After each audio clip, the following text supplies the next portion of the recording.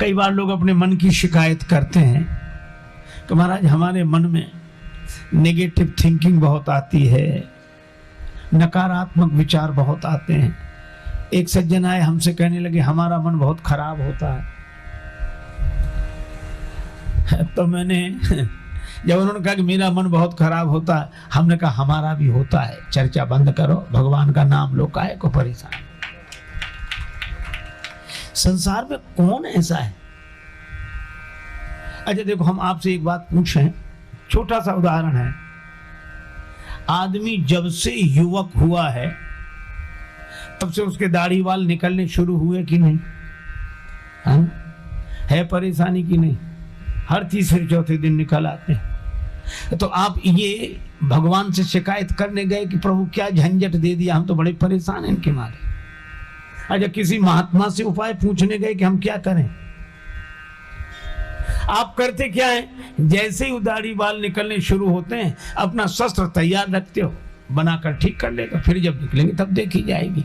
तो ये कब तक दाढ़ी बाल बनाने? जिंदगी भर। मैं भी आपसे कहता हूं कि जैसे दाढ़ी बाल निकलेंगे, ना भगवान से शिकायत करते हो ना महात्मा से शिकायत करते हो, बस बनाने के लिए तैयार रहते हो। तो जैसे तन में दाढ़ी बाल निकलने कभी बंद नहीं होंगे, इसी तरह मन में गुणों के साथ बुराइयां आनी बंद नहीं होंगी। ना भगवान से शिकायत करो ना महात्मा से, काहे को उनका समय बर्बाद करते हो। आप तो अपना भजन ध्यान सत्संग का शस्त्र तैयार रखो, जैसे ही ये निकले तुरंत बना ले। लेकिन इसका मतलब नहीं कि आप एक बार बना लेंगे तो फिर नहीं निकलेगा, फिर निकलेंगे। तो कब तक मन को इसी तरह साधना से जोड़कर रखना है? कब तक? जब तक दाढ़ी बाल बनाना है, जीवन भर। तो मन को भी जीवन भर। इसलिए परेशान मत हो, ये तन की प्रकृति है और वो मन की प्रकृति है। इसलिए भाई गुण दोषमयी सृष्टि है ही। एक सज्जन थे हरियाणा के, बड़े सुंदर भजनोपदेशक मास्टर नत्था सिंह जी। उनके कई भजन बहुत प्रसिद्ध हैं। मुझे एक भजन किसी से सुनने को मिला था, एक आध पंक्ति उसकी याद है। वो कहते एक विधाता ही, एक विधाता ही निर्दोष रहा, बाकी सब में कोई ना कोई दोष रहा, बाकी सब में कोई ना। यहां विधाता शब्द से ईश्वर समझना चाहिए। एक ईश्वर ही निर्दोष रहा, बाकी सब में कोई ना कोई दोष रहा, बाकी सब में कोई ना कोई दोष रहा।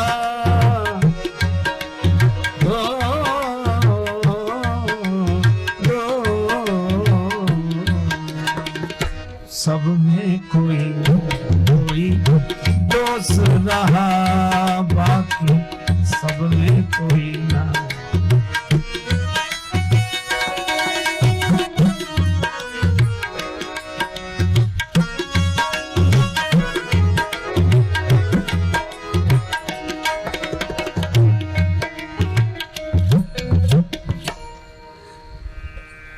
बाकी सब में कोई ना कोई दोष रहा। जल चेतन गुण दोष मैं विश्व कीन करतार, संत हंस गुण गहाई पै परिहर बारी विकार। एक दिन कहा गया था, जहां सुमति वहां कुमति, जहां कुमति वहां सुमति, जहां गुण वहां दोष, जहां दोष वहां गुण, जहां जड़ता वहीं चेतनता, और इसी तरह जहां सार वहीं संसार। देखो, कोई संसार को ज्ञान की दृष्टि से देखता है तो उसे सार दिखता है, सर्वम खलविदम ब्रह्म। ज्ञान की दृष्टि जिनके पास है उन्हें सार दिखता है, और वैराग्य की दृष्टि जिनकी है उन्हें सब असार दिखता है। ज्ञान की दृष्टि जिनकी है उन्हें सब सार दिखता है, वैराग्य की दृष्टि जिनकी है उन्हें सब असार दिखता है, और जिनके पास ना ज्ञान की दृष्टि है ना वैराग्य की दृष्टि है उन्हें संसार दिखता है। ये तो है। तो गुण दोषमयी सृष्टि है ही। और बड़े सुंदर सुंदर उन्होंने उदाहरण दिए इस भजन में। वे कहते हैं महाराज युधिष्ठिर जुआ खेल गए और यहां तक कि दांव पे लगा दिया द्रौपदी जी को, और धर्मराज कहलाते हैं। अच्छा, कई लोगों को ये बात गले नहीं उतरती, बहुत लोग तो प्रश्न भी करते हैं। एक सज्जन हमसे ही कह रहे थे कि महाराज युधिष्ठिर को आप धर्मराज मानते हैं? हम कहा मानते क्या, वो हैं। और कहे कि धर्मराज हमें तो अच्छे आदमी भी नहीं लगते। ये अच्छे आदमी का लक्षण है जो जुआ खेल जाए और जुए में इतना भी होश ना रहे कि पत्नी को दांव पर लगा दे, उन्हें आप धर्मराज कहते हैं? हम तो धार्मिक तक नहीं मानते। और ऐसे तर्क देने वाले लोग हैं। तो मैंने उनसे एक ही बात कही कि आप ऐसे सोचो, कोई विद्यार्थी पढ़ रहा हो और 100 नंबर का पर्चा हो और उसके 80 नंबर आ जाएं, तो फेल माना जाएगा कि पास? 16 पास माना जाएगा और अच्छे नंबरों से माना जाएगा। हम कहा 20 नहीं है। बोले तो कोई बात नहीं, 80 तो हैं। बोले हाँ ये बात तो पास माना जाएगा। हमने कहा इसी तरह युधिष्ठिर जी तो धर्मराज हैं, वो 20 नंबर काट ले जितने में गड़बड़ी लगी हो। तो मैं जो तुम्हें गलत लगता हो और जो गलत है तो उतने नंबर कम कर लो। मैं तो कहता हूं अवतार कोटि की विभूतियों को, महापुरुषों को भी जब देखो तो कुछ लोग हल्दी की गांठ पे पंसारी की दुकान खोलते हैं, एक दोष पर बाकी सब गुणों को नकार जाते हैं। यह गलत बात है। अरे आप उनके 20 नंबर कम देखो पर 80 तो देखो। इसी तरह मैं आपसे चर्चा कर रहा था कि मास्टर जी ने इस भजन में कहा कि युधिष्ठिर जी में भी दोष जुए का।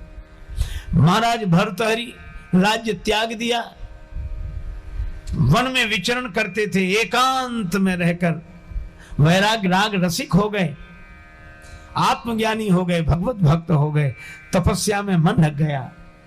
चांदनी रात थी, जंगल का शांत वातावरण, अकेले भ्रमण कर रहे थे। एक चमकीली चीज रास्ते पे पड़ी हुई दिखाई दी, समझ लिया हीरा है।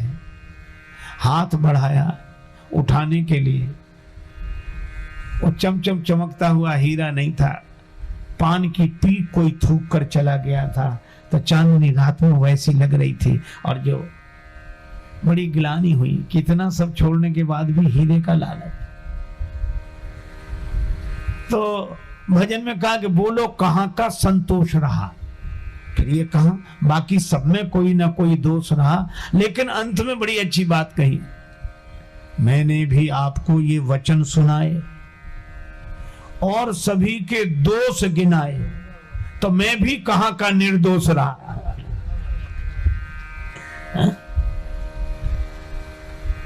देखो भैया, संसार दोष गुणमय है, यह प्रकृति है। लेकिन